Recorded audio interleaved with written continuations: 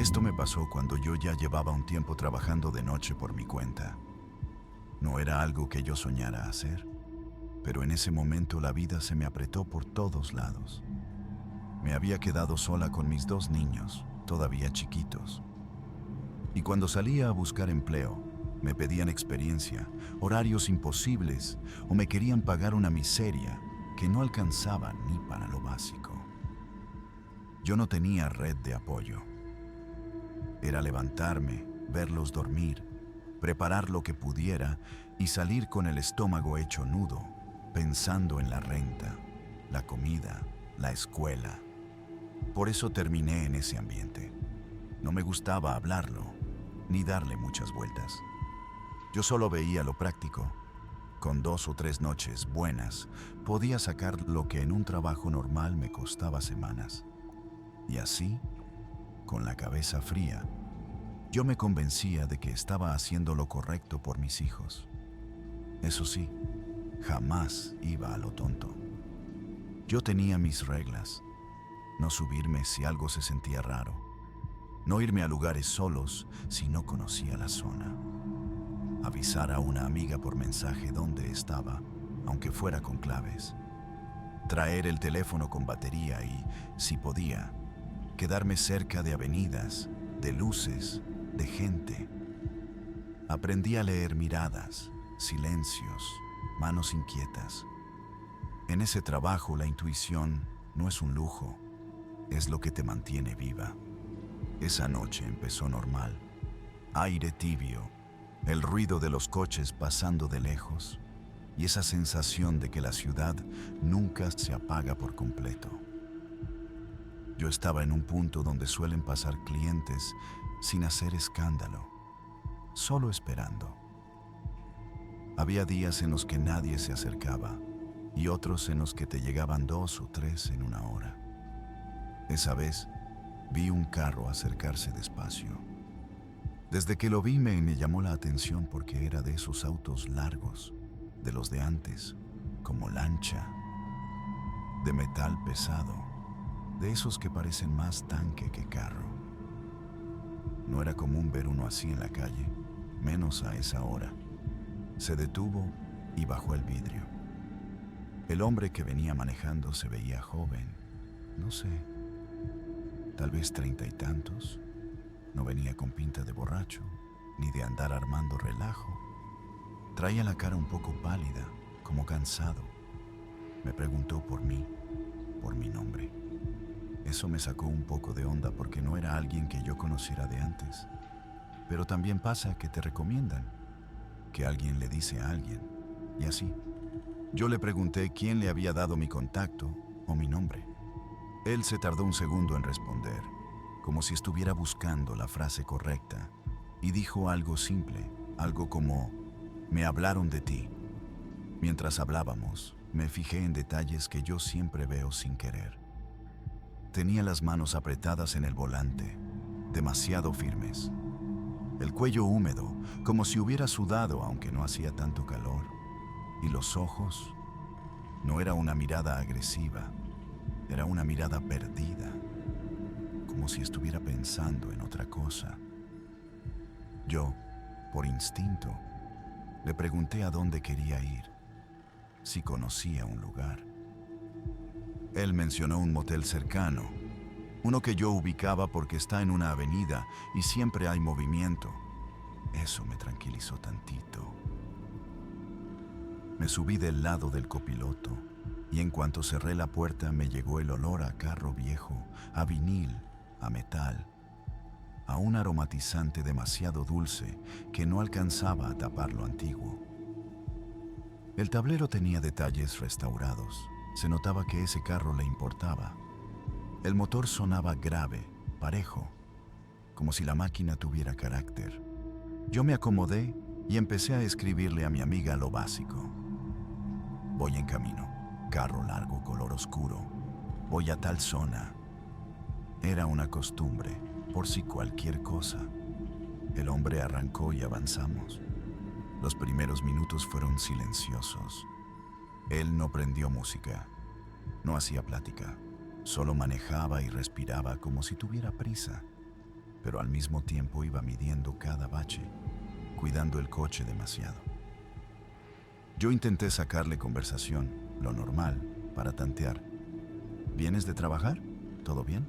¿Queda por aquí? Me contestaba con frases cortas. Sí. Ajá.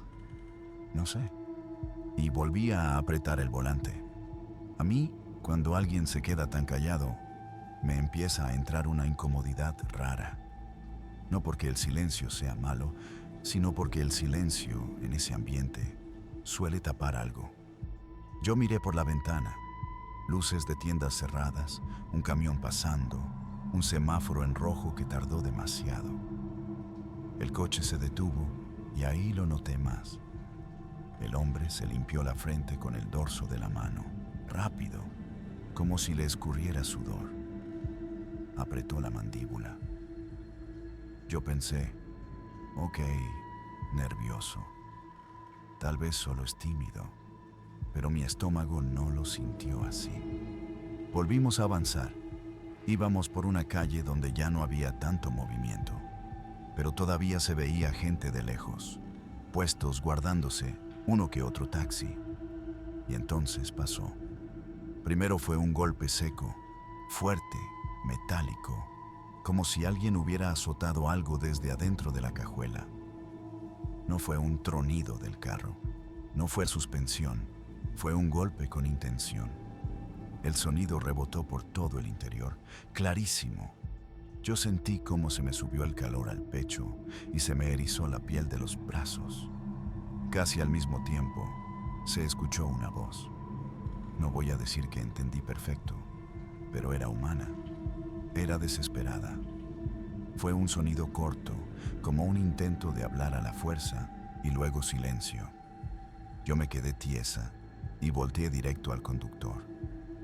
¿Qué fue eso?, le dije, sin disfrazarlo. Él tardó un segundo en reaccionar. Parpadeó, tragó saliva y volvió a limpiarse el sudor, ahora más evidente. Intentó sonreír, pero no le salió. Nada, dijo. Ha de ser, no sé, algo suelto. No fue algo suelto, le contesté, y sentí que se me iba poniendo la voz dura. Se escuchó clarito. Él negó con la cabeza, como si negar lo hiciera desaparecer. Te lo juro que no es nada. Yo ya no veía la calle, ya no veía el camino. Yo veía su cuello mojado, sus dedos blancos de apretar el volante, su respiración cortada, y en mi cabeza se prendieron todas las alarmas. Ese tipo de alertas que no son pensamiento, son cuerpo. Me empezó un zumbido en los oídos, como cuando te sube la adrenalina. Avanzamos unos metros más y yo no dejé de mirar los espejos, como si por ahí pudiera ver algo. Fue entonces cuando se escuchó el segundo golpe. Más fuerte, más seguido, como si alguien estuviera pateando por dentro. Y otra vez esa voz, esta vez más clara, más insistente, como si dijera, por favor, o algo parecido, como si estuviera pidiendo que la sacaran. Yo no pensé, reaccioné. ¡Para el carro!, le solté, fuerte. ¡Ahorita! El hombre me volteó a ver y por primera vez lo vi de verdad. Tenía el rostro sin color, la mirada ida, como si estuviera manejando por pura costumbre. No parecía un tipo enojado ni agresivo. Parecía alguien atrapado en algo que no podía explicar. Y eso, en lugar de tranquilizarme, me dio más miedo. No pasa nada, murmuró, como hablándose a sí mismo. Que pares, repetí. Si no paras, me bajo como sea. Ahí sí reaccionó. Frenó de golpe, pero no con violencia, más bien como alguien que ya no podía sostener el volante. Se orilló donde pudo, cerca de una banqueta, con una lámpara amarilla arriba que apenas alumbraba. El motor se quedó encendido. Adentro del carro se sintió un silencio raro, pesado, como si hasta el aire se hubiera quedado quieto. Yo me volteé hacia él, con el corazón golpeándome las costillas. «Ábrela», le dije, señalando hacia atrás, hacia la cajuela. «Ahorita». Él no me discutió. Solo respiró hondo, bajó la mirada un segundo y asintió, como si ya supiera que esto iba a pasar desde antes de subir yo. Y en ese momento, mientras él buscaba cómo bajarse, yo sentí el impulso de abrir la puerta y correr sin mirar atrás. Pero me quedé. Porque si de verdad había alguien ahí, yo no me iba a hacer la que no escuchó. Él apagó el motor y se bajó sin decir nada. Yo también me bajé, pero no me pegué al coche. Me quedé a un par de pasos, con la puerta abierta, lista por si tenía que correr. La calle estaba medio sola. Se escuchaban coches lejos, una patrulla pasando a lo lejos y el zumbido de una lámpara vieja encima de nosotros. Yo miraba alrededor, buscando a alguien, cualquier testigo, aunque fuera un vecino asomado. El hombre caminó hacia la parte de atrás con movimientos lentos, como si le pesaran los hombros. Metió la mano en el bolsillo, sacó las llaves y se quedó un segundo frente a la cajuela, respirando hondo. Yo pensé que iba a inventar algo, que iba a ponerse agresivo o que iba a decirme, súbete. Pero no. Solo se agachó, metió la llave y giró. El clic se escuchó fuerte. Levantó la tapa. Yo me quedé mirando, esperando ver a alguien encogido, esperando escuchar otro golpe, esperando cualquier cosa. No había nadie. Adentro solo estaba la llanta de refacción, un gato, unas herramientas viejas y un par de cosas sueltas. Nada más. Ni una sombra, ni una mano, ni una respiración. Nada. Sentí cómo se me fue el aire, como si mi cabeza no pudiera acomodar lo que acababa de pasar. Me acerqué un poco sin confiarme. El hombre se quedó a un lado, callado, con la mirada fija en el interior, como si él tampoco quisiera verlo. ¿Y esto qué es?, le dije, con la voz baja, como si hablar muy fuerte pudiera provocar algo. No me contestó de inmediato. Yo levanté la llanta con las dos manos, la moví a un lado, revisé abajo, revisé las esquinas, metí la mano. Palpé donde pudiera. No había espacio para que alguien se escondiera. No había doble fondo. No había nada. Y entonces sentí algo peor que el miedo. Confusión. Porque yo escuché ese grito. Yo escuché ayuda. No fue un ruido del carro. No fue mi imaginación. Me enderecé y lo volteé a ver. «No me digas que estoy loca», le solté. Se escuchó. Él cerró los ojos un segundo, como si se estuviera preparando para decir algo que le daba vergüenza o que ya estaba cansado de explicar. «Perdón», dijo al fin. «Perdón por el susto». Yo no entendía. ¿Qué fue eso entonces? El hombre tragó saliva y se pasó la mano por la cara, nervioso. Ya no intentó negarlo. «Este carro era de mi papá», me dijo. «Era su orgullo. Lo cuidaba como si fuera de colección». Yo lo miré sin decir nada, esperando el resto. «Hace años», continuó, «le pasó algo muy fuerte, algo que no se lo deseo a nadie. Y fue en este carro. A mí se me apretó el pecho otra vez». «¿Cómo que le pasó?». Él respiró hondo. «Lo interceptaron cuando iba solo. Lo subieron aquí y ya no volvió igual. Después perdió la vida. No quiero darte detalles. Solo pasó lo peor». Yo sentí que se me helaron las manos. El hombre no hablaba como alguien que estaba contando una historia para impresionar. Hablaba como alguien que todavía carga eso encima. «¿Y los gritos?», le pregunté. Él se quedó mirando la cajuela abierta, como si el coche fuera otra persona. A veces se escuchan, admitió, como si se quedara atorado ese momento, como si el carro lo recordara. Yo también he escuchado a mi papá pedir ayuda. No siempre. Hay días que no pasa nada, y hay días que empieza. Me dio un escalofrío.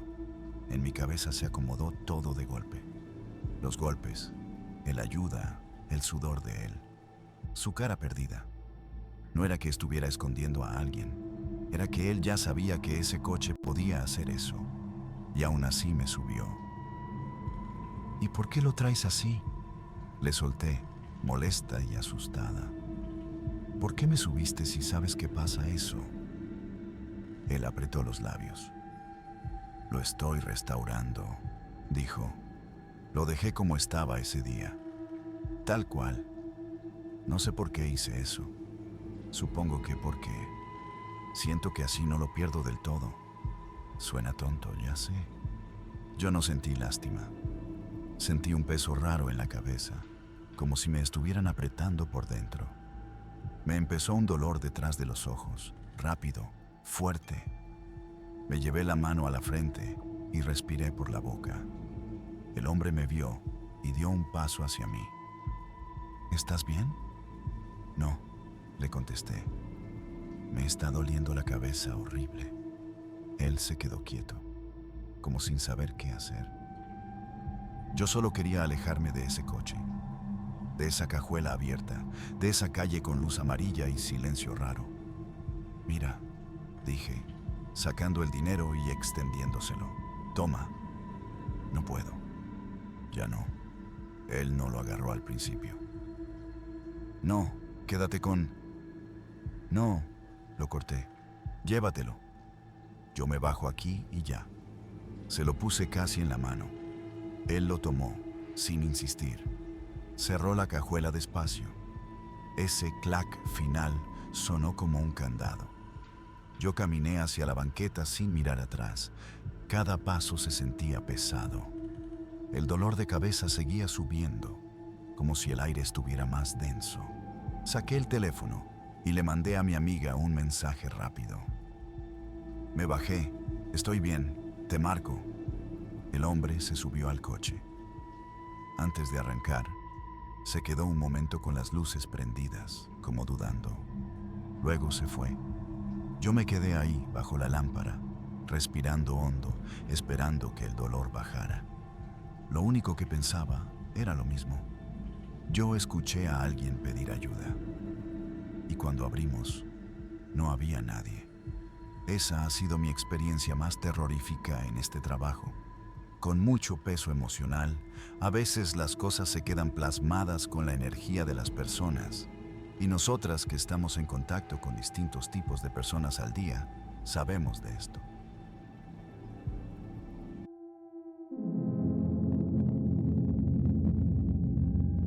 Yo trabajaba de noche desde hacía tiempo, y aunque la gente cree que una se acostumbra, la verdad es que solo aprendes a actuar como si todo fuera normal. En la calle te vuelves observadora a fuerza, no por curiosa, sino por supervivencia. Yo tenía mis reglas. No subirme si algo se sentía raro, siempre avisar a una amiga dónde estaba, revisar con la mirada si el cliente venía solo, si traía prisa, si hablaba demasiado o si no hablaba nada.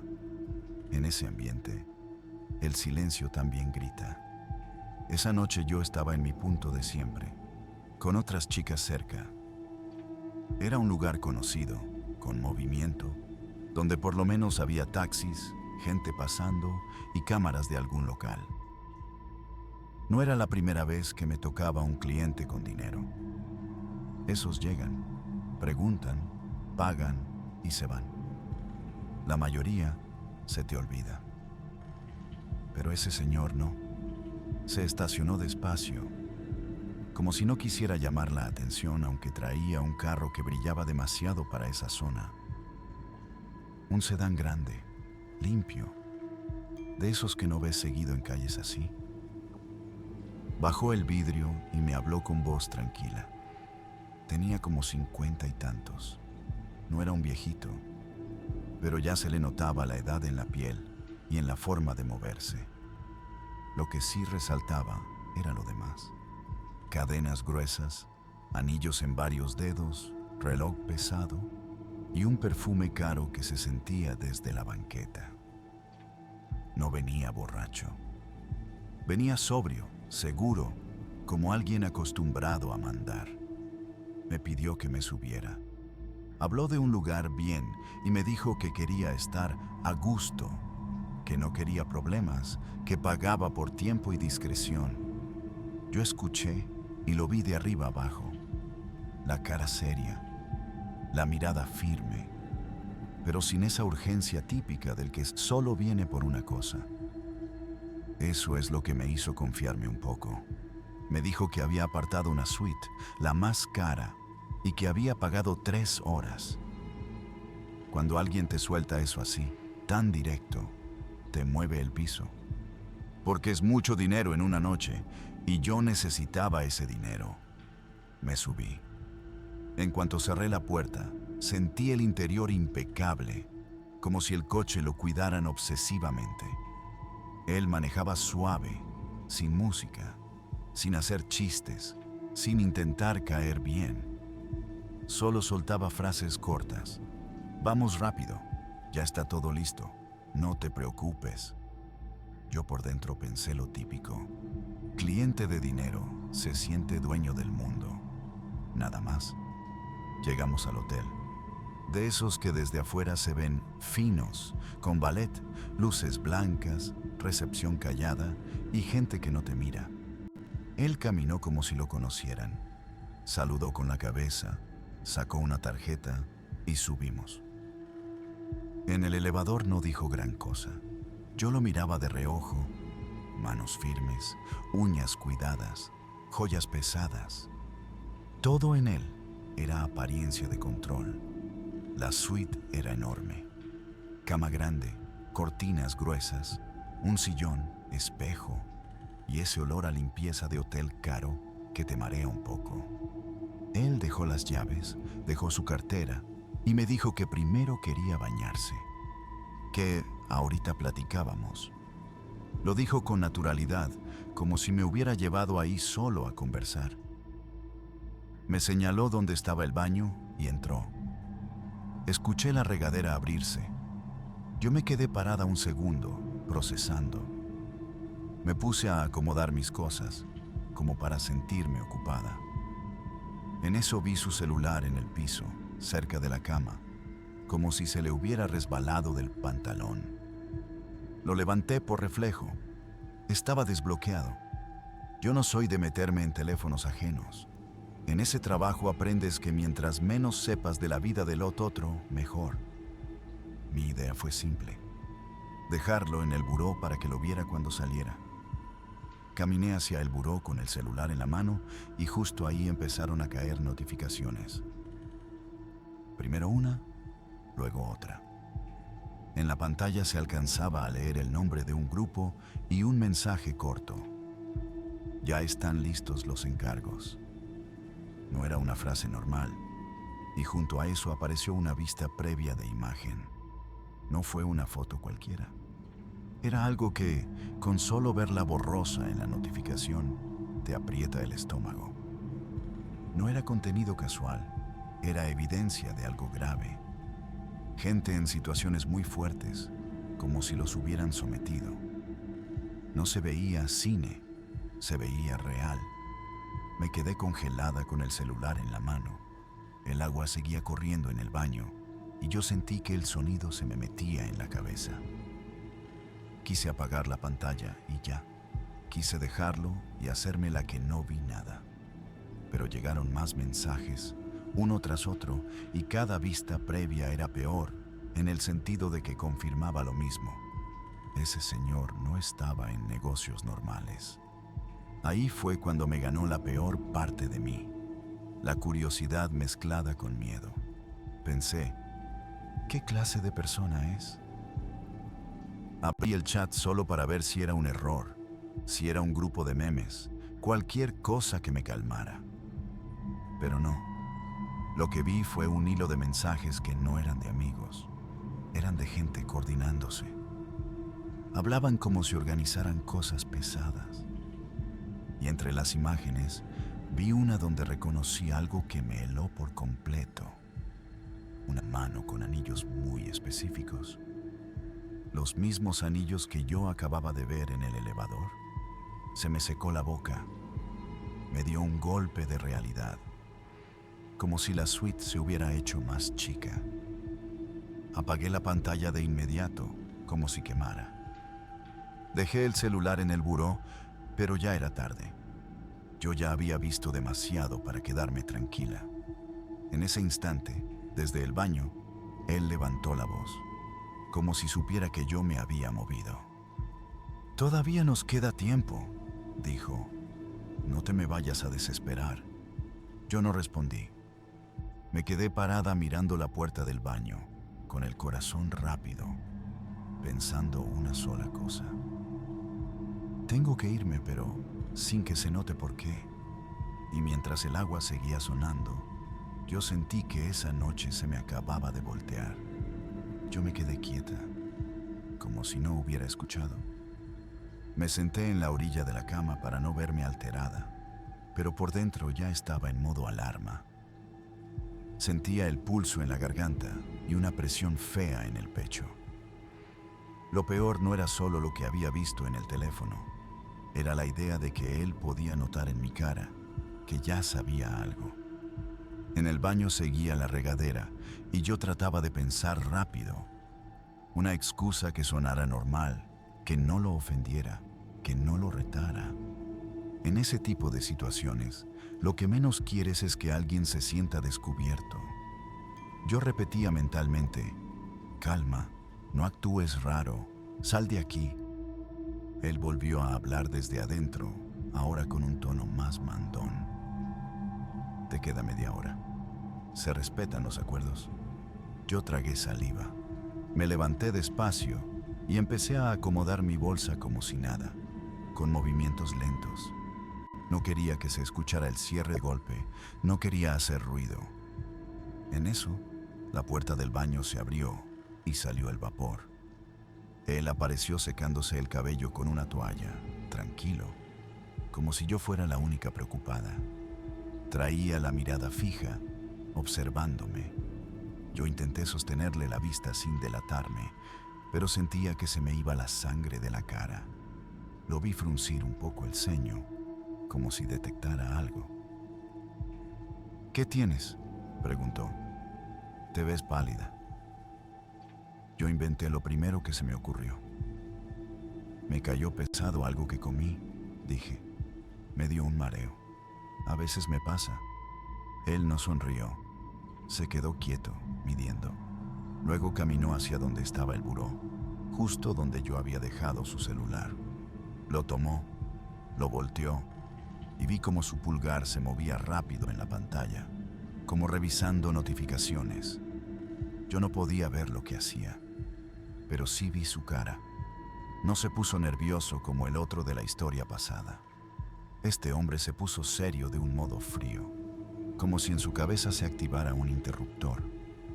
«Aquí estás bien», dijo. «Siéntate». No fue un consejo, fue una orden disfrazada. Yo me senté porque sentí que si lo contradecía, iba a ser peor. Él dejó el celular en el buró otra vez y empezó a vestirse sin prisa, como si tuviera todo el tiempo del mundo. Camisa, cinturón, reloj, cada movimiento controlado. «No me gusta que agarren mis cosas», soltó de repente, sin alzar la voz. A mí se me encogió el estómago. «No lo agarré para ver», dije rápido. Se me hizo que se le había caído y lo puse ahí. Él me miró directo. Un segundo largo, pesado.